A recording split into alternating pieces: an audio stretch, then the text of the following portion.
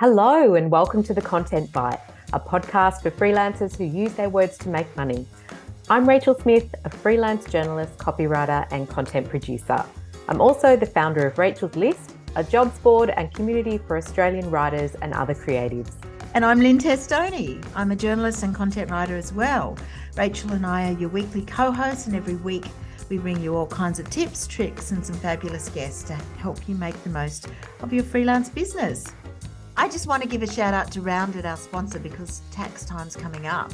And that used to be really stressful for me, Rach. I don't know about you, but I love Rounded because everything is there for me, including invoices and expenses. And my accountant can log into the program remotely, use all my financial history to give me advice before lodgement, and then lodge the return when needed. And best of all, if you're a gold member of Rachel's List, you can save 20% on any annual Rounded plan.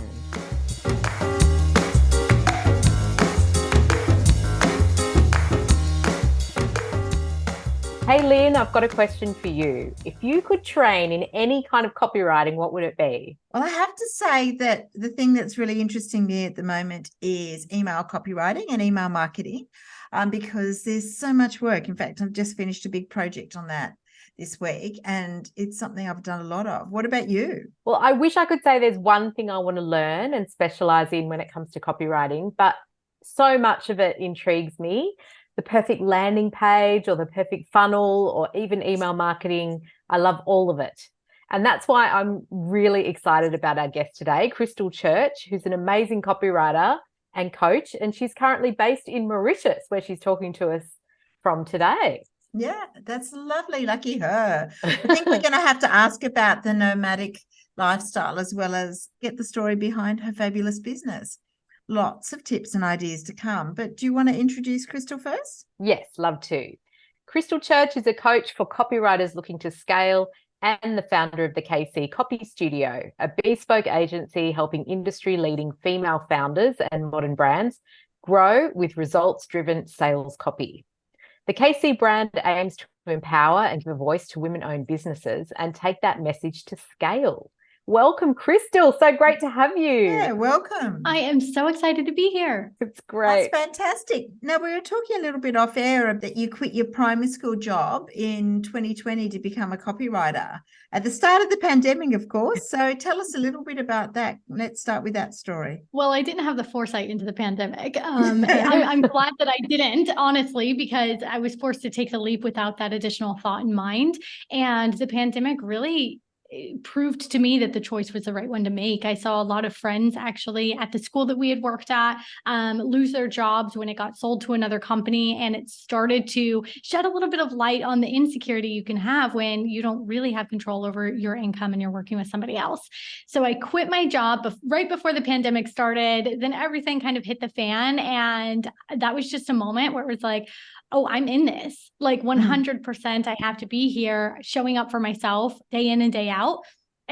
Learning copywriting, which you both know is a feat in and of itself, but then B, learning how to run a business and kind of, develop my skill set as a manager of my own time. And so much comes with not working under an employer that I started to kind of face head on.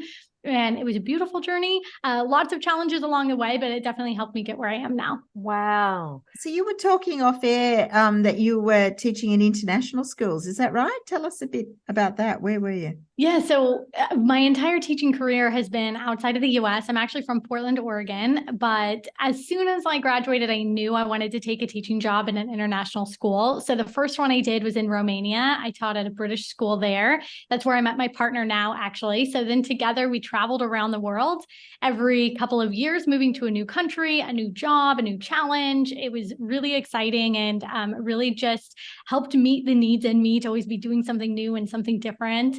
So we lived in Romania, then Singapore, then I did my master's in Sydney, then Myanmar, then Germany, and then Singapore again. And then now we're in Mauritius. How fantastic. It must have been like a really, interesting one, always having to get jobs in the same country. Was that tricky?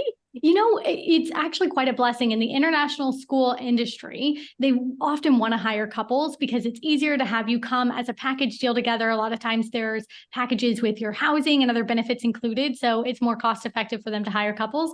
And strangely enough, Dale and I would sit on interviews together on Skype side by side. This is before Zoom existed, side by side, answering questions, even though we're two very different professionals. But, they really look at you as a couple together. So I actually think it aided us in that process for sure. And then just allowed us to go through some of those challenges together, both professionally and personally, which was really nice. Yeah. That's so interesting. And just looking at your website, it's clear to me you are a brilliant copywriter. You make me want to redo. No, you are. You make me want to redo my whole website, actually. So talk to us about where you learned your craft, how you trained, and all of that. I learned, well, first of all, I figured out what copywriting was when I was in my last teaching job, unhappy. I was trying to figure out how I could make money as a writer online. And I came across a blog about copywriting, never heard about it. So I feel like my journey might be similar to other listeners and freelance writers that you have on this podcast, because I just stuck my neck into everything that I could, from, expensive copy courses to cheap ones to free education to probably hundreds of thousands of hours of podcast episodes listened to, and so many different swipe files made, emails read. I wanted to learn as much as I could from expert copywriters that I saw, and then also translate that into my own experience. So, bringing in some tangible practice and just allowing me to get out there and try, even though I was really nervous in the beginning. So I definitely am an advocate as an educator for education, courses, mentorship. I think all of that is really helpful. I, invested in some of that in the beginning, but a lot of it was just consuming as much free stuff as I could from what was out there too. Yeah. Wow. The courses that you did pay for, what were some of your favorite or most useful ones? Do you remember? Oh, probably, let's see. Most people know Copy Hackers Copy School. That was one I saved up for that. That was an investment at that time for me. And that really gave me a solid foundation, lay of the land. And then from there, I was able to dig into more niche ones or specific on certain topics around let's say email or something to that effect. But Copy School, if you've not taken it and you're looking for a copy course, I'm not an affiliate, but I'm somebody who's gone through it, and I love what they have inside, and it gives you a really good foundation. So, that's really interesting. So were you writing before Mauritius? Where did you start your business, and how, it sounds like it grew really fast. It did grow really fast. Lots of growing pains in that process too. So I started my business in Singapore, and I made the tough decision to quit my teaching job. My partner stayed teaching for a year, and we basically said, this has got to work.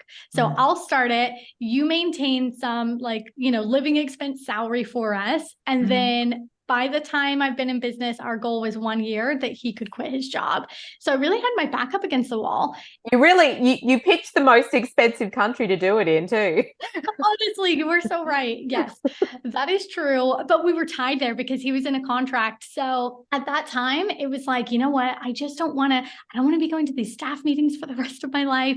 I don't want to be dealing with the school politics and not able to have the creative freedom in my role that I really wanted. So it was kind of make it or break it. So I, just got down to business that year, and that allowed us to then move to Mauritius. And this was our first destination where we got full choice over the globe. If we didn't have a job, bringing us in somewhere, where would we go? It was honestly a really strange experience because we had always just gone where our top choice jobs were. And Mauritius just kept coming top of the list over and over for lifestyle, for lots of fun marine things like diving and snorkeling and all that good stuff, hiking. We're big outdoors people. So we moved the business to Mauritius. We've been here for a couple of years now, and then we're going to move on next year to Barcelona. Wow. It sounds like such a dream. It does. Wow. I guess there's a lot of work though. What would you put your success down to? 100%. I think the success is down to knowing that it is inevitable if I don't give up. It's really easy to listen to fears, to have comparisonitis, to wonder if it's actually possible. In those moments, all I ever said is like, the only way I lose is if I stop. The only way I fail is if I don't keep going. And so even though it was hard, and sometimes I did want to quit, I knew there's no alternative where I would be happier, So I just made that commitment to myself. And I think that's the biggest hurdle, because a lot of the times I see people come into their business or a new sprint of growth in their business with the mindset of, well, I'll give this 6 months, or let me just try it and see if it works. And I love that. I love the experimentation. But if it's a goal you really want to work to, the mindset has to be, well, I will make it. And I might not make it in the timeline I think, or I might not make it in the way that I think, and I might need to try new strategies or methods, but I know in the end I will get there. That's what carried me through.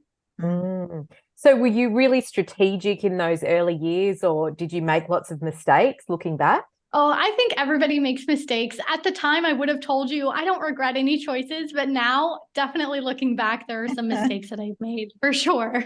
Yeah. And what sort of mistakes were they? What are the biggest ones that are there any regrets? I think spending time on things that I thought were a priority, but actually weren't a priority. Maybe looking at what other people were doing and thinking, okay, well, if they're doing that, then I need something similar, whether it's a package or the way that somebody else was marketing, or, doing something to propel their business forward. I kind of thought that there was one blueprint. And hindsight, there are many ways to grow a business, and not all of them, thankfully, are things that you actually need to do, because that would take forever. So I spent a lot of time doing things I didn't need to. And I also think another key mistake I made was not actually letting people go. So hiring team members, contractors, when I had a gut reaction, a gut knowing that they weren't the right fit for the role, or for what the brand needed moving forward. And so I would make a lot of kind excuses and give a lot of extra time when I really knew in my gut I should probably let them go and bring the right person in. Yeah. Interesting. Because you do a mixture of coaching and client work. What sort of mix is that? And tell us about how you juggle that. Yes. So the client work side is really our done-for-you copy studio. So I'm still involved in all of the projects because I really love doing copy work still. But I've got a couple of junior copywriters with me. On that side of things, we're primarily writing websites, sales pages, email copy, anything for your funnel. And this is primarily for online service providers, so coaches, service providers that are in the online space, like consultants, et cetera. And then on the other side of it, we've got the coaching business. And this is really narrowed down over the last 12 months. So primarily all of our energy goes toward our mastermind for copywriters that are ready to scale. So it's not a beginner program. It's really for copywriters ready to grow into multiple 6+ figures in their business. And we have some courses and education products there too to support people. But primarily, like, most of my energy either goes to our mastermind gals or to the copy studio clients. And how often do you offer the mastermind? The mastermind has previously been a once-a-year mastermind, but we have just changed. We've spent a lot of time this year restructuring, and I'm so excited for it because the program's growing a lot. So now we're actually opening up enrollment. We haven't decided. It'll be about every quarter, maybe a little bit longer, and we're going to have a new cohort come in every quarter and expand our growth. Now, it's not just me in the program either. We've got a board of advisors coaching. So it's myself, my partner, Dale. We have a wonderful leadership coach, Mariella. So we're providing more holistic support now too, which is really fun to expand into. Amazing. Wow. Well, in your studio, your copy studio, I saw that you offer these various copywriting services like email marketing, you do sales page in a day, funnels, website copy, all of that. Do you find that, once you sort of encapsulate what you do into packages, it helps leads convert more easily? Has that been your experience? As opposed to, say, a la carte services? Yeah, and just kind of like quoting project by project and that sort of thing. I feel like personally, it's so much more streamlined for the customer journey, for them to be able to come in and see, this is exactly what I offer. This is the general price point. There is some custom quoting depending on what it is, but generally they can see, you know, how much things cost. And that gives them an idea if A, we're the right fit for them, B, it's within budget, you know, and then we can move on and have a more personalized conversation. And it saves us the work of doing so much hands-on custom quoting and thinking about, well, if we wrote this many, you know, ad sets or this many blogs or newsletters, what would that look like? So we do add on some of those custom elements for people sometimes, but I personally found that niching the packages is great for brand authority. So people really start to know what we do. So sales pages, emails, and websites.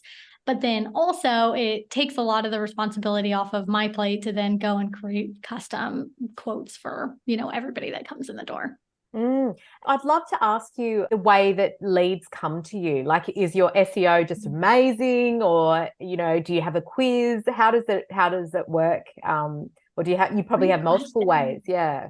We do. We have multiple ways. I will tell you, SEO is something that we only started getting into more so this year. It's not a primary goal of ours at the moment, but it's something that we're looking toward as a long-term goal to build out more SEO. It's specifically with our blog. But our leads at the moment, our primary traffic channels are my podcast, Freedom Found Podcast, my Instagram channel, and then of course our referral system. So we've got a network of referrals as well that have worked with us in the studio, and then we get a lot of referral work from other clients. And then Instagram has been there alongside my email list from the beginning of the business back in 2020. So bringing as many qualified leads onto the email list, nurturing them, providing a lot of value there, and then coupling that. Most people on the list are also following us on Instagram. So there's this nice content loop that people get and just a little bit more face time with me. So it's a bit diversified across those channels. Interesting. One of the things that we noticed was that you're quite upfront about how you work with female-led businesses, which is interesting. And I guess would that also tally a bit with that Instagram sort of feed as well? What's the thinking behind that, and what draws you to that niche? Oh, I love that question. Yeah, female-led businesses and our non-binary friends, I like to say. And this niche really was born out of my last teaching job. So I was teaching grade 5, and I didn't know this at the time. I was told later by my principal that I had actually been hired for this role specifically to try to fix a sexism issue in that grade level. So it was an all-male team with one other female on it, and they had consistent issues of discrimination in that team for several years. And they thought the answer was to bring somebody else in that was of the gender that was being discriminated against. I think we can all agree here, the answer to solve a problem isn't by bringing more of that profile person in, but instead like addressing it at a root cause. So that experience just made me feel so passionate about bringing voice to female-led brands, but more specifically, letting them shine through as themselves. I sat in a lot of meetings where I wasn't listened to, in conference rooms where it was completely male-dominated, and I left that job just thinking, if only women had a voice. So I really started my business with a lot of personality-driven copy. I wanted to give women the opportunity just to be themselves. Amazing. Well, we've often observed that, you know, female copywriters often have the skills, but they're lacking in confidence. Is that something that you see as well? I do. I see it, not necessarily with everyone, but I do see this happening, especially when it comes to the confidence of what they can achieve. I think a lot of female copywriters know that they're a talented writer, but then they maybe discredit themselves or don't give themselves the chance to dream as big as they could in terms of where they could take their freelance career or take their writing business. And I think it's a shame because obviously we know when more money is in the hands of women, like really great things happen in the world. So I encourage, if anybody's listening and you feel like you're lacking a little bit of that confidence, just to come back to that dream and knowing that like, if you don't stop, you can't lose. Yeah. It's interesting. So that sort of leads us into your coaching business. So tell us how that started, and was that always part of the mix? You're talking about, you know, leaving the school environment? It really wasn't. I was actually a bit anti-coaching. And I think it's because I saw a lot of coaching that really didn't feel aligned with me. It felt a bit unethical, especially on social media. And so it was not in the cards whatsoever, but I kept getting asked, and I kept getting DMs from copywriters as they saw me grow my business. Hey, would you just hop on a coffee chat? Hey, would you, just walk me through, how are you doing this? Or if you were in my situation, what would you do? And it kind of just evolved naturally. And I remember my first coaching client, she was also an ex-school teacher, and we ended up working together less than a year into my business. And shortly after that, then she became one of the first members of the first kind of group coaching program that I ran. And once I did that, and I had a cohort, and I was really able to see the impact that I could have on these women's, not only their businesses, but really their lives, and like create lives they really loved alongside their businesses. I realized I was marrying copywriting with teaching, and it was the best of both worlds. And I just felt like that full circle fulfillment happen. And yeah, it was a meet cute that I knew it was just going to fit for the rest of the business and the brands, no matter where I took it.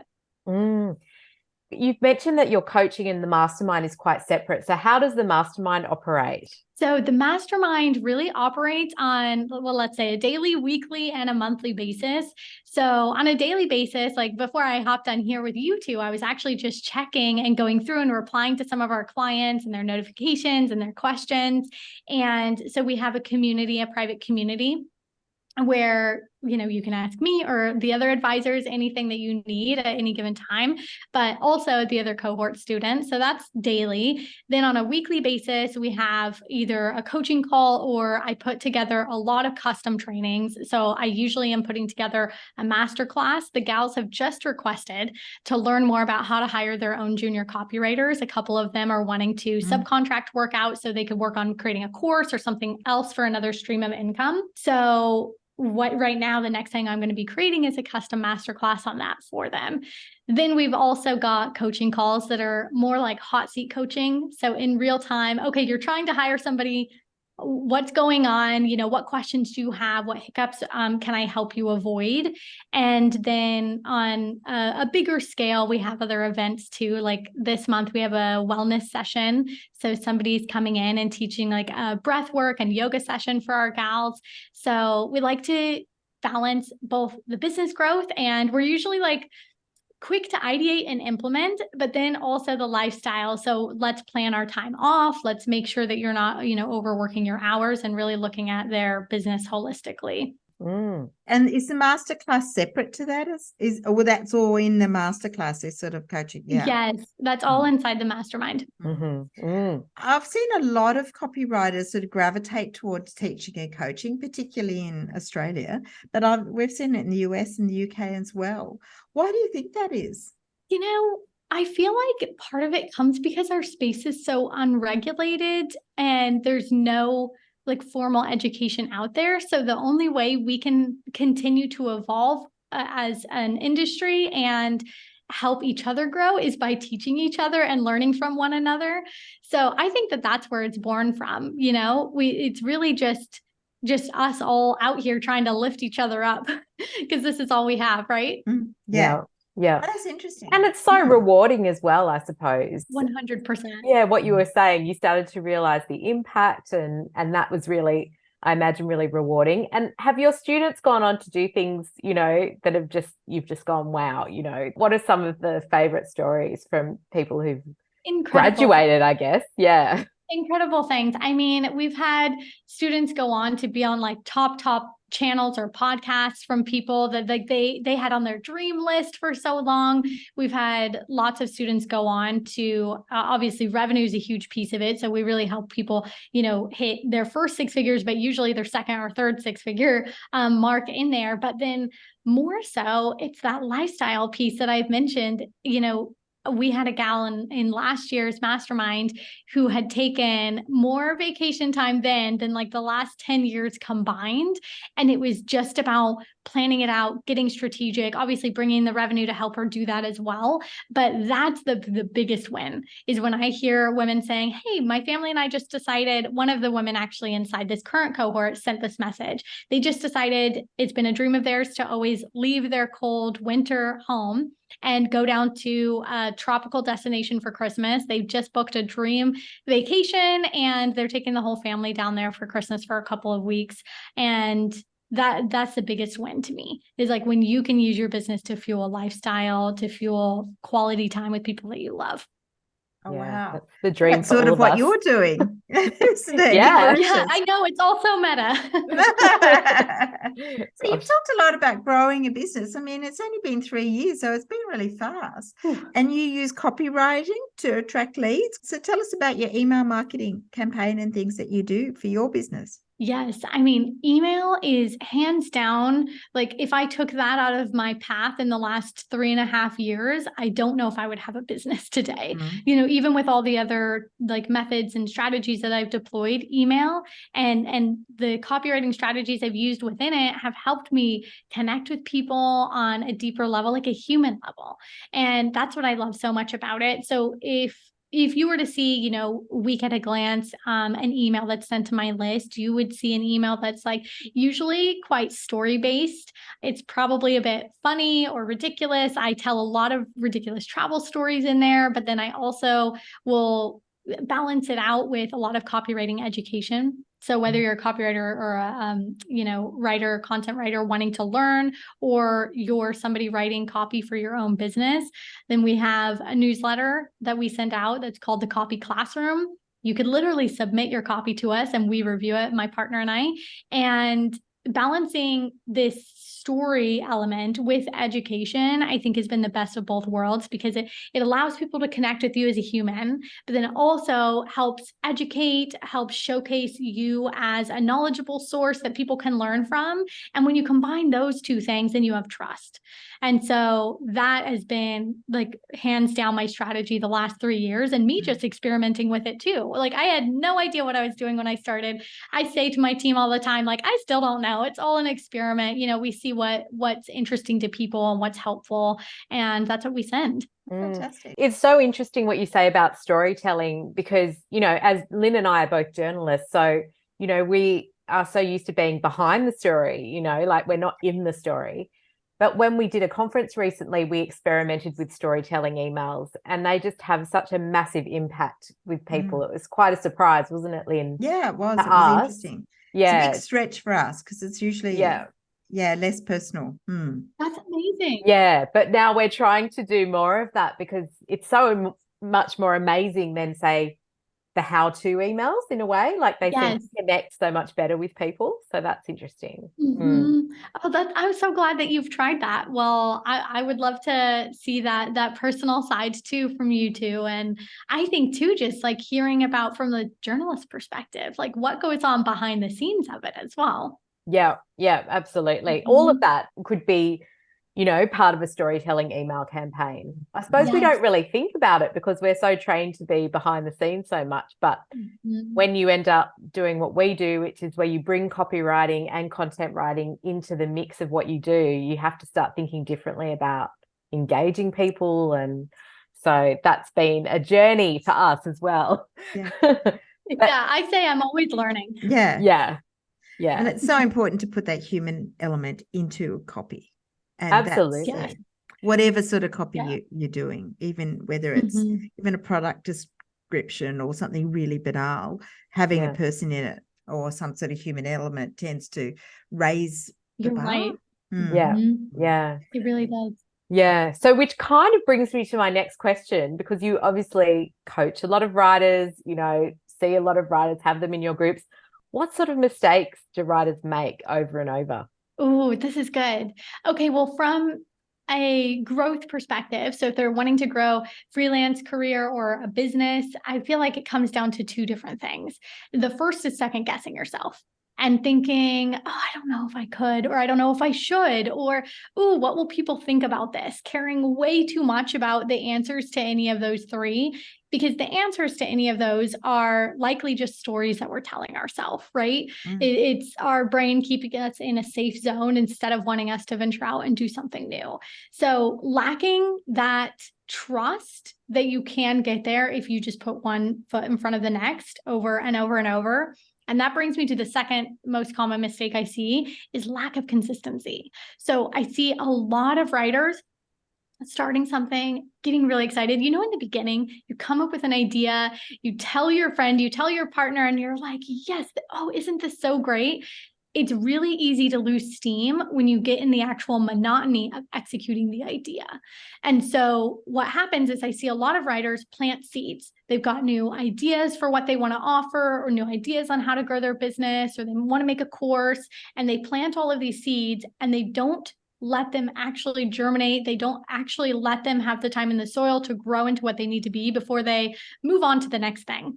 And I think that goes back to one of the mistakes I made also in my journey. If I had let things sit, germinate, water them, dedicate my time to making sure that little plant turned into a tree, I think that I would have found so many successful options in front of me, but I was so focused on, I need to see change at X date. And if I don't see change by this point in time, then that strategy doesn't work, or this isn't something I should be doing, I'll move to the next. And what you end up doing is just wasting a bunch of time. You can waste a year or years doing that. And if you just focus and you do the monotony and you stay consistent with that one thing, it will translate into growth over time. I mean, that's a perfect analogy for social media, isn't it? Like where you post once a month and then you're like, well, why don't I have any clients? Or why is my social media not growing? Or my Instagram is going in the other direction, But if you really, I think it's more that you tend to sort of post every day for like 3 weeks and then stop because you've given up. Yeah, but if you're really consistent, like when with the Content Bite, we started off like, I think at the beginning of the year with something like 400 people, 400, and now we're up to nearly 800. So it just, if you're really consistent and have, a strategy, it does work. You've just got to keep watering the strategy. Yeah. And I think it really just comes down to mindset and putting blinders up. As soon as I learned not to care as much about what the result is now, but know that what I was doing was going to create a result in a year or in 5 years, then it just released a lot of pressure, right? Yeah. I could have blinders up. I don't need to look at what anybody else is doing. And I know that it's building to something greater later. Yeah, absolutely. So you've worked in lots of different places, which we talked about, like Germany and Myanmar and Singapore and Mauritius. But I wonder, is it hard to establish and run a business when you're moving a lot? And even like Mauritius isn't that big, is it? It's not. Lynne, you were right. There are some challenges here for sure. And that's part of the reason that we're going to move next year. So we love it here. It's island life at its very best. And, we get to live in a place that most people take their honeymoons, and it's wonderful. But at the same time, most of my clients are based in the US, some in Europe, and then some in New Zealand or Australia. And time zones can be really tricky here. So that is my 100% biggest challenge. And I cannot wait for us to move, and even just a few hours difference going to Spain next year is going to allow us to have more client calls, to support our clients in a deeper way, and for me to just have a better working schedule as well. So that's the hardest part. Otherwise, I kind of miss in-person connections. I want to go to some networking events. I want to see people face to face. So that's something I'm really excited about as well. And here, there's lots of people to meet, but not a lot of entrepreneurs in the kind of online writing space that we're in. So I'm eager to get out there and, get into a group of writers and just be able to just chat and understand what everybody's doing and be able to have that nice network and support from everybody. Yeah, we're definitely very big about that. Yes. Mauritius is also French speaking. So native speakers don't speak English as their first language, do they? No, so they actually speak Creole as their first language, and then French and English are taught side by side. So more than likely, they will assume that you're French, and French is probably likely their second dominant language, but it's quite interesting because you can go in somewhere here to a shop, for example. And when we first moved, my partner and I had been practicing our French. So we would go in and try to speak French, but they would hear our accent and they would be like, do you speak English? And they're like, don't try to speak French to us, because that's the same as if you were like German coming in here trying to speak German to us. Like, we speak English the same that we speak French. So just speak English to us, which kind of dampened our French lessons a little bit, but it's made life living here a little bit easier as well. Yeah. Yeah. Wow. Well, it's interesting to hear about those challenges. I would love to talk to you about, on a wider scale, the challenges that you see freelancers and creative people facing right now. Obviously, AI is probably one of them, but what do you think? Yes, AI does come to mind for sure. I think part of the challenge around AI, not to discredit the potential threats that AI poses to our roles, but I think part of the challenge around AI is actually our mindset to it. And it depends on what your actual writing specialty is in. If you're a content writer, this is going to look different to if you're a sales copywriter, or you're coming in and doing brand messaging, or, voice creation for clients. So take this with a grain of salt. But I've seen a lot of people worry so much about AI this year that when I look at their business, I'm like, but you already have something AI won't be able to do for a very, very, very long time. AI is soon going to be able to do a lot of things that we already do. But if we can start to think more strategically about how we can come in as a partner for clients versus coming in as just, let's say, doing grunt work pieces, well, then we can do two things. We can preserve our role, right? Make it safe against AI. But then secondly, we can elevate our role. So now we're not just an order taker from a client, but now we're a strategic partner, because we can come in with a strategy piece. So I think the challenge right now, it can be very real depending on what type of writing you're doing. But I also think the biggest challenge is not necessarily tuning into all of it and making sure to assess, without emotions involved, where you stand within your market, within your industry, to know if it's actually a dominant threat to you right now or not. Yep, so true. So we're always big on upskilling. It sounded like you did a lot of courses. What's on your must-learn list for now? What are you thinking? Where's the areas that we need to upskill? For now, okay, so I'm always learning lots of different things. Right now, I've been diving into a lot of mindset stuff, which I've always actually thought I have a great mindset. I'm pretty positive. I'm not afraid to dream big and go for it. But I was just saying to my partner a couple of weeks ago, I was like, you know what? I feel like there are things that you wouldn't know from the outside, but that are stopping me from playing at my fullest potential. So from the outside, you might be like, oh, okay, well, she's working on these things. She's obviously active in, her growth or goals or whatnot. But on the inside, I'm like, I know that there are some ways that I'm not necessarily going into something with 100% of what I could give to it, because maybe I'm scared, because I'm carrying fears with me, carrying, preconceived notions about possibilities of what I can create. So I've actually been diving into a lot of mindset books. Specifically right now, I'm reading a great book by Brianna Weist called The Mountain Is You. And it's all about how you can either very obviously or very subconsciously be sabotaging yourself, and it is just putting a blocker in place for you to reach your goals. And I think I'm interested to know what else I continue to uncover as I dive into this. That's so interesting, isn't it? Well, I'm guessing your own attitude to freelancing has changed a lot over the years. Looking back, what do you do differently now that you didn't do when you were starting out? I definitely have better boundaries around who I take on as a client. Yeah. So in the beginning, and this is fair, I just wanted experience, and I wanted to just be able to serve people as much as I could. So I said yes to things that maybe should have been red flags, like clients I could tell might be a little bit difficult or not somebody that I would really want to work with long term. And I obviously confirmed those beliefs during the project, because that stuff always comes out, and realizing, okay, this person doesn't really, mesh exactly with me and my values or the way that they might want to sell or write something. So now I'm very particular about who we work with. I'm not afraid to refer clients that aren't ideal onto other copywriters. Yeah, interesting. Do you find that, with all the things that you have in place with your Instagram and your email marketing, that you often have a full pipeline, and that's how you can continue to have your junior copywriters on staff and maintain that team? Yes and no. I say like every business goes through ebbs and flows. Yeah. And, you know, I said this to a coaching client because she said, "Oh, well, Krystle, you don't even need to market." And I was like, wait a second. We all have brands. Everybody needs to market. Even look at Coca-Cola. Like they have a brand. You would think that they don't need to, and they still spend millions and millions on their advertising every single year because it is important.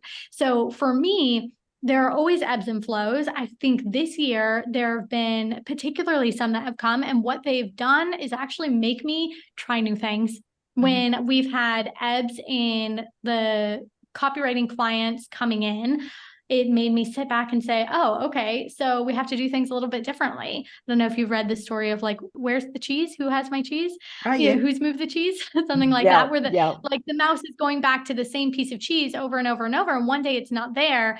And one mouse continues to go back to the same spot where it isn't. And the other mouse goes and looks for new cheese. Well, that's basically what I think a lot of writers have had to learn to do this year amongst issues in the economy, AI, and just like a little bit of distrust in the industry from the last several years. I think those that learn to go and try new things are the ones that are going to be able to continue the flow of clients coming in. So that's basically what I've done this year. If it's ebbing, then I'm like, okay, I'm willing to sit down and look and try something new. And otherwise, maintain consistent marketing. Like whenever I don't market for a period of time, then I can notice it in the business. And then it reminds me, oh, okay, Krystle, you need to stay consistent. Remember your own advice. Yeah. I love that. That's such great advice. So we do love a good tech tip or digital tool on the Content Bite. So what are some of your favorites that you use all the time? Oh, my favorite right now, and I think that this might be interesting to you too with the podcast, is Cast Magic. Have you heard of it? No. Tell us about it. Okay. So Cast Magic, it's not just for podcasters. So if you're listening right now and you have a podcast, this would be great for you. But also if you just have notes from client calls or any other audio that you might be using, whether it's for your marketing or within client work, Cast Magic is really awesome. It's a ChatGPT powered tool. So it uses AI to listen to, transcribe whatever audio you upload to it, and then it will create content in whatever way or style that you would like. So for example, I upload our podcast episodes and it helps me by writing the podcast descriptions. All I have to do is take about 2-3 minutes and do a quick revision and we are good to go. And then you can also do other things. I haven't branched into this yet, but you can use it for, let's say, Instagram, Twitter, Threads, LinkedIn posts from, like, let's say the summary of that podcast episode, or if you had a client call, you wanted to upload the kickoff call and take some of the key takeaways and make it into like a Twitter thread, like you could easily do that with Cast Magic. So that's a really nice way just to turn audio, anything, into the written word, and then you can use your writing prowess to perfect it. Wow, how interesting. What do you use for your communities? Do you use Slack or Facebook groups or anything like that? We're actually using Circle. So we've switched over to Circle. We were using Slack, but we've moved over to Circle so we can have everything under one house, one roof. I've never heard of Circle. It's a community-based platform, and it's really great for coaching or courses or even free communities. So you can do calls hosted right within it. You can obviously have all like the channels and discussions and everything like you can in Slack. But then you can also house like course curriculum. So we're building out a lot of curriculum with our gals this year. So then they can go and navigate and find, whatever piece of curriculum or module is relevant to what they're looking for without having to switch platforms. Interesting. Oh, that's interesting. And what about digital tools that you use to keep track of client projects and manage all of that side of the work? Definitely ClickUp. So our project dashboards are in ClickUp. We invite clients into view their project dashboard so that they know what we're working on in the project, and no questions are left unanswered for them. So that's really my home base. Is primarily I am checking my ClickUp and checking my Slack with my team, and that is where I live every single day. And then these other tools kind of come into support here and there. Yeah, we love Slack as well. Well, we use it for the Content Bite, but also Rachel's List uses it with that whole team as well, and it's just so brilliant. Yeah. Wow. This has been amazing, Krystle. Thank you so much for talking to us and being our guest this week. Tell us where everybody can find you. Well, thank you, ladies, so much for having me on. It has just been such a pleasure. I really appreciate it and your time and just sharing your community. So if you are interested and you want to either learn copywriting tips or just come and connect with me, you can follow me on Instagram. My handle is at krystle.church and my spelling is Krystle, krystle.church. And you could also go to my website, krystlechurch.com. And if you go to krystlechurch.com/copy classroom, then you can sign up to the newsletter and get your copy reviewed by us. Oh, fabulous. We'll definitely be doing that. Thank you so much. So thank you so much, Krystle. I really appreciate your time in sunny Mauritius. I assume it's sunny, is it? It is. It better be sunny. Yeah, good. That's the image I have of it. So that's good. So that brings us to the end of the show. But thanks to everyone listening, leaving ratings and reviews and everything. We really appreciate it. We do. And don't forget to have a look at the show notes to find out where to connect with Krystle. Yes. Yeah, and I should say thanks again to our sponsors, rounded.com.au, because they're easy in accounting and invoicing software, and they're just made for Australian freelancers and sole traders. So go to rounded.com.au. Thanks, everybody. We will have a new guest for you next week, so we'll see you then. Thanks. Bye. Okay, bye.